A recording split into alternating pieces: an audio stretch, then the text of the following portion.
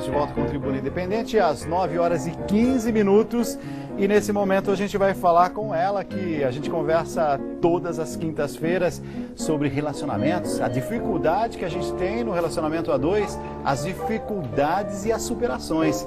Pamela Magalhães, nossa psicóloga, comentarista, seja muito bem-vinda, muito boa noite. Boa noite a todos. Muito bom estar aqui e falar de um tema como esse, né, Dalcides? Culpa, perdão. Perdão. Ao mesmo tempo, nossa, como culpa me parece... Culpa é um pouco normal também, né? Sentir um pouco de culpa, tá tudo certo? Todo mundo já sentiu. Tá. Né? Atire a primeira pedra quem nunca sentiu. Ok. Aquele sentimento difícil, dolorido, de uma atitude, de uma escolha, que de repente a gente acredita que tenha frustrado alguém, que tenha gerado algum sofrimento, aquela sensação de débito com alguém ou consigo mesmo. Quando a gente fala de culpa, por exemplo, algumas pessoas vivem a própria culpa, mas numa verdadeira prisão. Exatamente. Porque a culpa, ao mesmo tempo, depois de um certo limite, eu acho que sim, se tem uma partezinha que é normal, todo mundo sentiu, o nosso amigo e telespectador também sente, a amiga também, mas passou do limite e aprisiona a gente. Com certeza. Eu falo que existem dois tipos de culpas, né? Tem a culpa terapêutica, que é aquela sensação que de repente a gente repensa, nossa, poderia ter feito diferente. É até bom esse Exatamente, tipo. Não foi bacana aquilo que eu fiz, então pondera, repensa, né? De repente, nessa nova oportunidade de vida, né? Para aquilo que ainda há, fazer de uma forma melhor.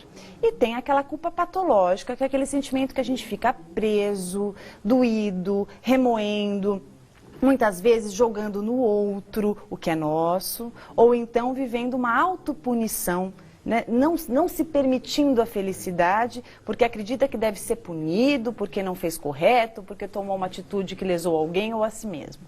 Você sempre fala sobre relacionamento a dois, mas tem um tipo de culpa, nem sei se vou sair aí do trajeto, mas tem um tipo de culpa que é aquela mãe, por exemplo, que deixa o filho com a sogra, deixa o filho com a vizinha e vai para o trabalho. Sim. E com um sentimento de culpa que dá a impressão assim que ela cometeu o maior pecado do mundo. O que vai dizer para essa mãe que está nos acompanhando agora? Então vamos lá. Mãe que está nos assistindo, pensa uma coisa. É claro que quando você tem ali o seu bebezinho, existe uma sensação muito grande que só você pode cuidar dele, né? Que ele só estando ao seu lado que ele vai estar protegido. Mas veja, tem uma rede aí de pessoas que podem te ajudar, né? Uma rede que pode te ajudar, um pai, ou se não houver um pai, uma escolinha, uma avó, pessoas ali que também podem ajudar e podem fazer esse trabalho muito bem quando você, porventura, estiver trabalhando ou tiver em alguma atividade que também é para ajudá-lo. Então, tentar ampliar um pouco essa visão e sair um pouco dessa sensação que só você pode acolher as dificuldades desse filho. Tem mais recursos à volta. Ô, Pamela, eu já vi, por exemplo, casais que um dos dois ali acabou caindo numa traição. Sim. E aquele sentimento de culpa envolve essa pessoa, ao mesmo tempo a dificuldade do outro de dar perdão.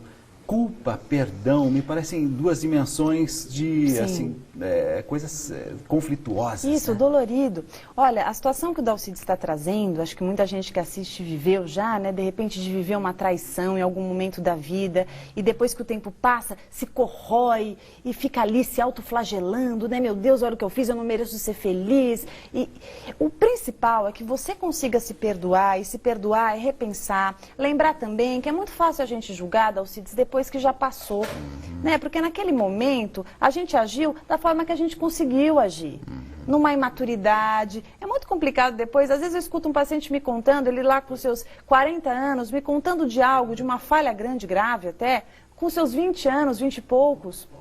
A gente age, a gente erra e a gente tem que aprender com esses erros, crescer, reconhecer, fundamental se responsabilizar pelos erros, perceber o que aconteceu, né, ponderar, lembrar da circunstância e não ficar o tempo inteiro preso nisso, levando para outros relacionamentos. Porque tem gente que fica preso naquilo e fica tentando voltar a um passado e resgatar pela dificuldade de se responsabilizar, aprender com aquilo, sair da zona de conforto e efetivar alguma mudança. Paulo, com questões, perguntas e telespectadores, estamos ao vivo, 9 horas e 20 minutos. Vamos lá. A gente tem sim a participação do telespectador, Dalcides, porque o telespectador pode participar através do redevida.com.br/Tribuna Independente todas as noites durante toda a semana enviando a sua pergunta. Tem participação do José Caldas Silva de São Luís, no Maranhão. Ele fala, programa sempre com uma temática relevante, muito obrigado. E também tem uma participação de uma telespectadora que preferiu não se identificar. Ela fala assim: Pamela, gostaria de uma ajuda. Moro com meu parceiro há 9 anos e ela diz que tem um filho de 9... Desculpa, moro com o parceiro dela há 8 anos e ela tem um filho de 9 anos. Diz que ele foi o primeiro amor da vida dela, eles namoram desde os 12 anos de idade. Ela fala que hoje o relacionamento está em crise e acredita que a falta de compreensão é muito grande. Eles não conseguem mais dialogar. Está prestes a optar pela separação. Ela diz que deu muitas chances a ele e agora ela vive se culpando por não ter aproveitado direito as fases da vida dela, adolescência, enfim, que é uma ajuda para ela. Poxa vida, que lucidez que você tem, né? De repente você está percebendo essa relação, está pensando, né? Levantando aí, elencando os pontos que devem melhorar, está dizendo que tentou conversar, não está conseguindo. Diálogo é fundamental, Dalcides, no relacionamento. É um ponto que todo relacionamento tem que ter, porque se não houver diálogo, se não houver comunicação, você vai se isolando e vai se afastando do parceiro e nutrindo muita raiva pela sensação dessa rejeição, dessa impossibilidade de conversar e chegar num consenso. Esse é um ponto, e realmente isso você tem que rever. O segundo ponto, olha que complicado você de repente julgar que você perdeu sua adolescência, que você perdeu a sua infância, seja o que for. Olha só, foi o que você optou naquele momento. Talvez você precisasse de uma relação que te desse mais estrutura. Então não pensa assim não, pensa que você fez o que você pôde e que se agora você sente vontade de viver algo diferente, de viver novas experiências, dê asas a isso. O importante é a gente ser feliz e acreditar nessas metas que a gente lança e escreve, né, para o nosso destino. Vamos para as pessoas nas ruas, o que elas disseram sobre culpa e perdão. Vamos lá.